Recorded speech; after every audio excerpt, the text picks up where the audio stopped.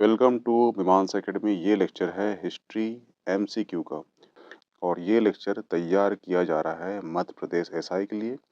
और इस लेक्चर में जो क्वेश्चन लिए गए हैं वो एमपी एसआई के प्री और मेंस की दृष्टि से जो भी आईएमपी हो सकते हैं उन सभी को इसमें इंक्लूड किया गया है। इन क्वेश्चनों को वहाँ से उठाया गया है जो सीजीपीएससी हो, एमपीपीएससी हो या यूपीएससी हो या फिर अदर स्टेट पीएससी हो। इन सभी पीएससी में जो क्वेश्चन आ चुके हैं उन्हीं क्वेश्चन को इसमें लिया गया है। ठीक है, इस क्वेश्चन में हम 20 क्वेश्चन को देखेंगे, परंतु जो 20 क्वेश्चन होंगे लगभग लगभग वो 50 से 40 क्वेश्चन जो है कवर करेंगे, इसलिए प्लीज़ पूरा लेक्चर वॉच करना। जो पहला क्वेश्चन है वो क्वेश्चन है तमसो माँ ज्योतिर्गमय कथन का मूलतः क्या है। ठीक है, ये कहाँ से लिया गया है तो ध्यान रखना। जो तमसो माँ ज्योतिर्गमय है इसका जो मतलब होता है, ये मतलब होता है अंधकार से प्रकाश की ओर ले जाना, इसका मतलब होता है, इसका अर्थ होता है। ठीक है, और ये लिया गया है उपनिषद से लिया गया है। ठीक है, और कभी आपको क्वेश्चन आ गया है कि ये कौन सा उपनिषद है जिससे इसको लिया गया है, तो वो उपनिषद है बृहदारण्यक उपनिषद। हुआ क्लियर? ठीक है, तो आपको ये भी याद रखना चाहिए और ये भी याद होना चाहिए। ठीक है, ये क्वेश्चन जो है सीजीपीएससी प्री में आ चुका है। नेक्स्ट क्वेश्चन है अवेस्ता और ऋग्वेद में समानता है। अवेस्ता किस क्षेत्र से संबंधित है, तो उसका आंसर है जिस प्रकार ऋग्वेद जो है उसका संबंध भारतवर्ष से है, उसी प्रकार जो अवेस्ता धार्मिक ग्रंथ है इसका संबंध जो है ईरान से है। ये क्वेश्चन यूपीपीएससी के प्री में आ चुका है। नेक्स्ट क्वेश्चन है ऋग्वेद का कौन सा मंडल पूर्णतः सोम को समर्पित है, तो ध्यान रखना ऋग्वेद में कुल 10 मंडल हैं। ठीक है, इसका जो 9वां मंडल है वो सोम को समर्पित है। और 9वें मंडल में जो सूक्त हैं, जो मंत्र हैं, वो कितने मंत्र हैं? 114 मंत्र हैं।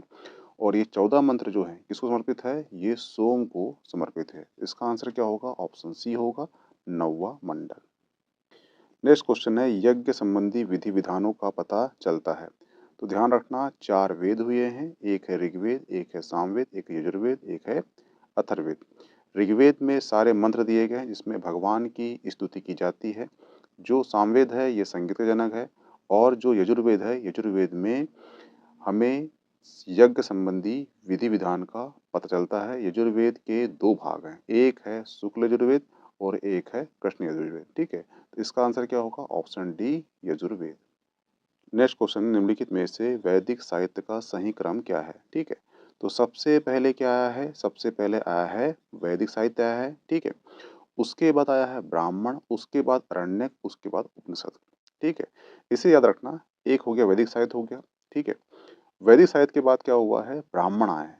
ठीक है, ब्राह्मण के बाद अरण्यक आए हैं, फिर उपनिषद आए हैं। ठीक है, इसका एक लेक्चर डला है मेरा कि ये सीक्वेंस में कैसे कैसे आए, इनका डेवलप कैसे हुआ, इनका विकास कैसे हुआ, वो प्ले लिस्ट डला है, तो उससे आप वॉच कर लेना, तो आपको समझ में आएगा कि ऋग्वेद, वेद, सामवेद, ये सब क्या है। अलग अलग लेक्चर बने हैं इसके। ऋग्वेद का अलग बना है, अथर्ववेद का अलग बना है। तो ये अपने काल में इसका विकास कैसे हुआ, ये क्रम क्या है, ये आपको समझ में जाएगा। तो इसका आंसर क्या है?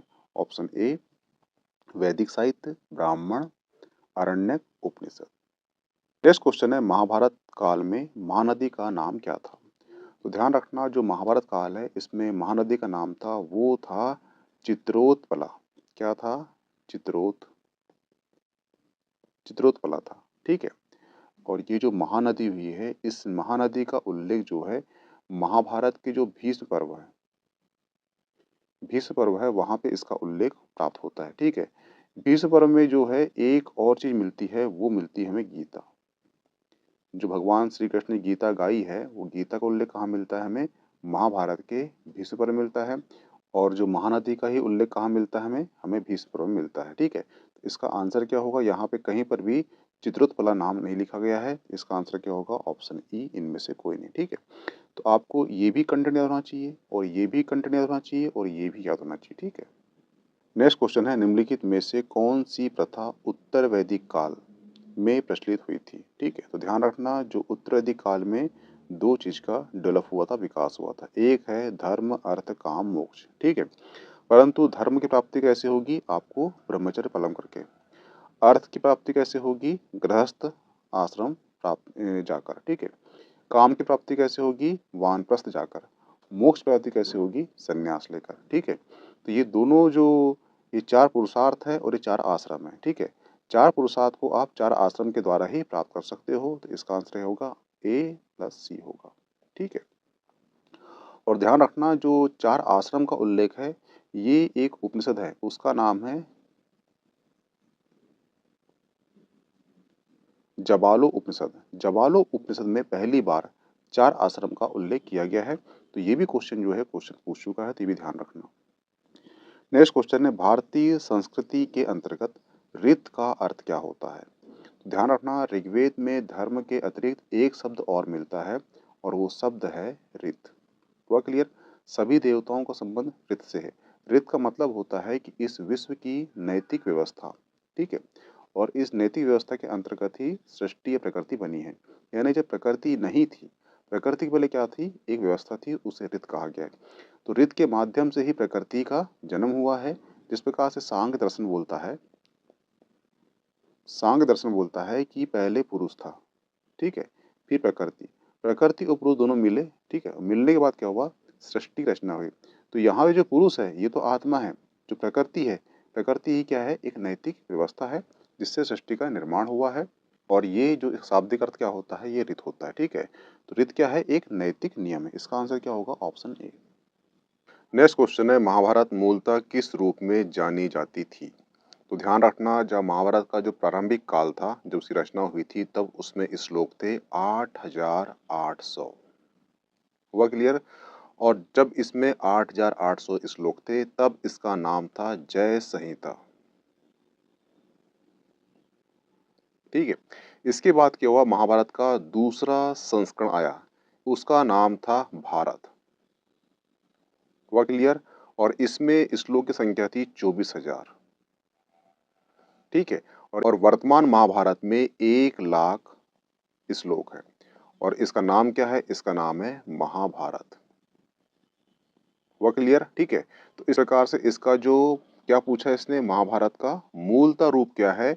तो मूलतः रूप क्या था? जब 8,800 श्लोक थे तो उसका नाम था जय संहिता। हुआ क्लियर? और जब इसमें 1,00,000 श्लोक हो जाते हैं तो इसका नाम हो जाता है महाभारत। जब इसमें 24,000 श्लोक हो जाते हैं तो इसका नाम हो जाता है भारत। हुआ क्लियर? ये ध्यान रखना। नेक्स्ट क्वेश्चन है बोगोचकोई महत्वपूर्ण क्यों है? तो ध्यान रखना जो एशिया माइनर स्थित बोगोचकोई अभिलेख से 14वीं शताब्दी ईसा पूर्व के अभिलेख में ऋग्वेद काल के देवता इंद्र, अरुण, मित्र और नातस्य का उल्लेख मिलता है। इससे ज्ञात होता है कि वैदिक काल ईरान से होकर भारत में आया था। तो इसका आंसर क्या होगा? Option B. यहाँ से प्राप्त होता है अभिलेखों में वैदिक देवताओं का नाम उल्लेखित है, ठीक है। इसका ऑप्शन क्या होगा? बी आंसर सही होगा। नेक्स्ट क्वेश्चन है ऋग्वेद काल में निष्क शब्द का प्रयोग एक आभूषण के रूप में होता था, किंतु परिवर्तित काल में इसका उपयोग किस अर्थ में हुआ है? तो ध्यान रखना जो ऋग्वेद काल में जो सोने के हार को निक्स कहा जाता था, जो सोने का हार होता था उसे निक्स कहा जाता था, लेकिन उसके जो बाद के काल आए उस काल में इसका उपयोग जो है विनिमय विनिमय के रूप में होने लगा। यानी इसका अर्थ क्या हुआ? इसका रूप होने लगा सिक्के के रूप में, इसका यूज होने लगा। इसने पूछा क्या है? परिवर्तित काल में इसका उपयोग किस अर्थ में होता था? तो इसका उपयोग सिक्के के रूप में होता था, क्योंकि वहां पे हम उसका उपयोग विनिमय के रूप में करते थे। हुआ क्लियर? तो इसका आंसर क्या होगा? Option D. नेक्स्ट क्वेश्चन है ऋग्वेदिक पणि किस वर्ग के नागरिक होते थे? ठीक है, तो ऋग्वेद काल में जो पणि वर्ग था ये एक्चुअली व्यापारी वर्ग था। हुआ क्लियर? ये यूपीएससी के प्रीमियम में आ चुका है, ठीक है। और इसके पहले 2019 में मध्य प्रदेश पीएससी में क्वेश्चन पूछ चुका है, ठीक है।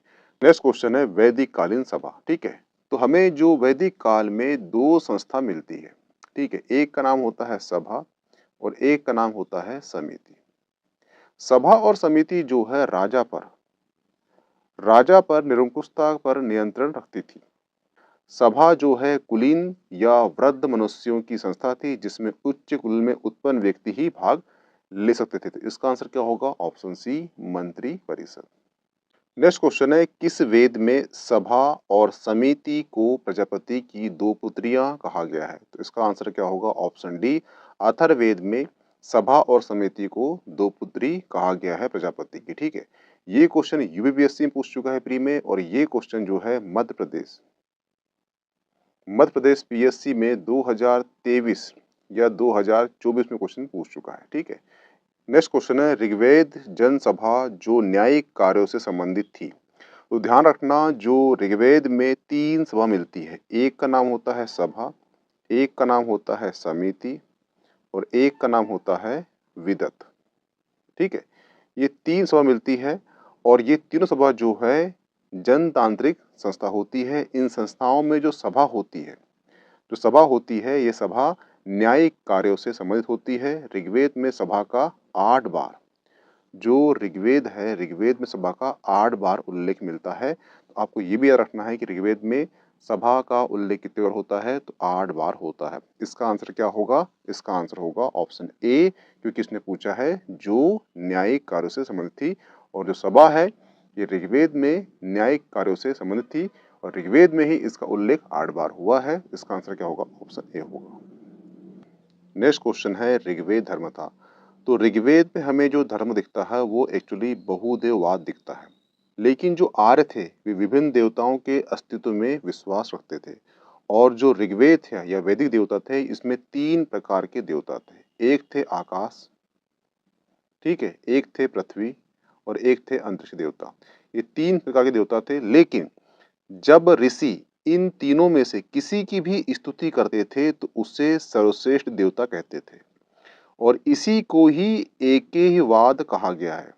और इसके अलावा ऋग्वेद में एक वाक्य मिलता है, वो है एकम सत विप्रा बहुधा विदंती। यानी इसका मतलब होता है कि जो ऋग्वेद है या वैदिक काल है, उसमें एकेश्वरवाद का समर्थन किया गया है।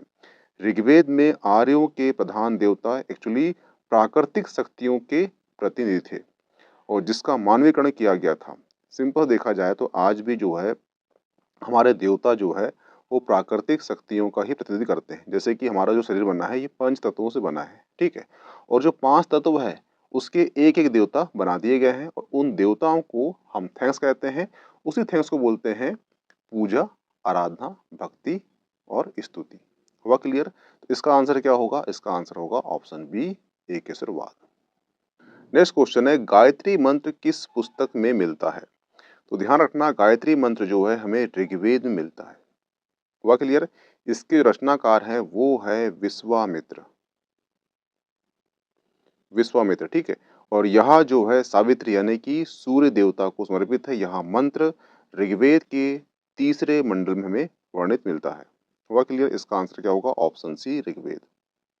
नेक्स्ट क्वेश्चन है सर्ग, प्रतिसर्ग, वंश, मनवंतर, वंशानुचरित्र संकेत हैं। तो ध्यान रखना, पुराणों में 5 प्रकार के विषय का वर्णन मिलता है। जो सर्ग होता है इसमें सृष्टि का वर्णन मिलता है।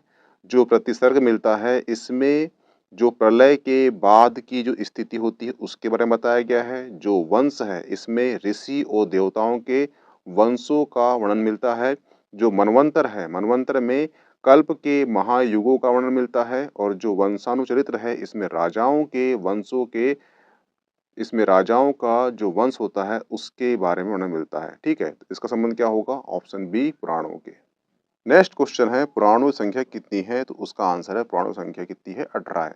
और पुराणों की संख्या 18 है, ध्यान रखना। और पुराणों की जो रचना है वो की थी लोमहर्ष।